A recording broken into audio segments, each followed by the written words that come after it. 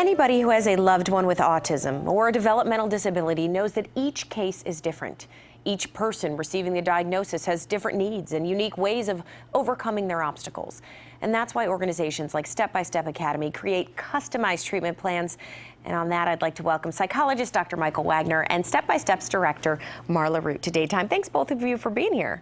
Thanks for having us. Marla, we'll first talk about the mission. What exactly is Step by Step trying to accomplish? Well, we're trying to help families and individuals impacted with autism, developmental disability, and mental health disorders, providing behavioral health service, educational services to them.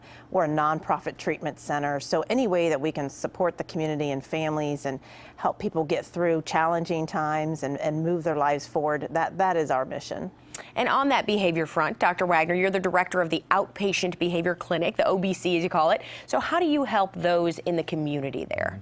The Outpatient Behavior Clinic is a multidisciplinary treatment team that offers very compassionate care to families suffering from mental illness, developmental disabilities, and autism.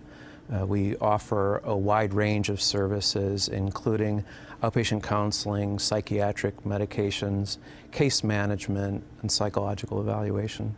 And what makes that clinic, your clinic specifically, so unique? I think the fact that we can offer such a wide range of services using varied professionals allows us to create a treatment program or package that is unique to the family or individual suffering from mental illness or developmental disabilities or autism. So how exactly would somebody out there watching who has a family member go about reaching you to access that help? Right. Help is just a phone call away. They can contact us at 614-436-7837, which is 436-STEP, to access our services. Okay, Marla, aside from the behavioral, which the doctor just talked about, Step by Step also really provides educational services, and that's really important. Can you talk to us about why that is such an important part of this? Yeah, so what we have students that need more structured programs with some extra behavioral supports, right? So the educational program is to have these students come to our program and they go about their educational day, but we sprinkle in behavioral health care. So what we're doing is reducing challenging behaviors caused by autism. That's kind of interfering with the student in learning. So we want to decrease those challenging behaviors, but increase their school readiness skills and their social skills and things to make them successful. And then it's our job to help them transition back into the public school district. So, you know, really the goal is they come for us for a period of time, but get back into their district. And that's the thing, you work very closely with many of the local school districts, so they know what your resources can provide to their students. Right. We have lots of school contracts. We work with the scholarship programs. And one of the things we really like to do is kind of take the show on the road and take our classrooms with this behavioral expertise and just put them into the district and help the district serve these kids. And it makes for a wonderful partnership. And what do you see as far as the future of kind of your presence in the classroom?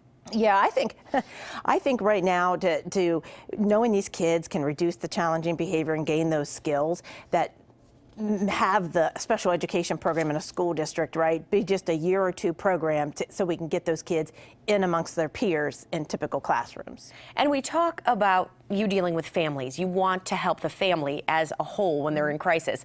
The Elijah Glenn Center does that very well. Tell us about that. Yeah, this was a program for teens with very severe, high magnitude physical aggression towards others, self-injurious behaviors to themselves, a lot of property destruction, where they're unsafe to stay in the home. Either they're going to hurt themselves or hurt somebody else. And the program, we were driving incredible treatment outcomes, and families and funders are very happy with the program. But unfortunately, in Ohio, the way things are set up, many families who only have Medicaid as their commercial insurance, they have to give up custody to get access to care.